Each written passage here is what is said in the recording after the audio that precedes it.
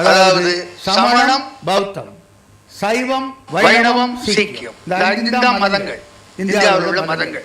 இந்த 5லும் சொன்ன 5 கேள்விகளுக்கும் விடை உண்டு.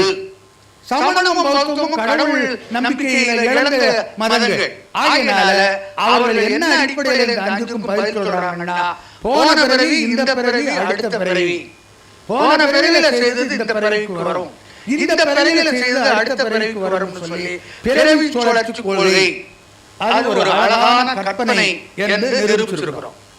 பல்கலைக்கழக அறிஞர்கள் நிரூபிச்சிருக்கிறோம். அது ஒரு அழகான கற்பனை. ஆனாலும் கூட மதமாக உருவாகி இருக்கிறது. சமண மதத்துக்கும் பௌத்த மதத்துக்கும் அந்த அழகான கற்பனையே காரணமாக இருக்கிறது.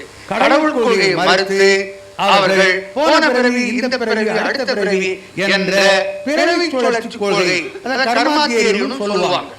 அடுத்தது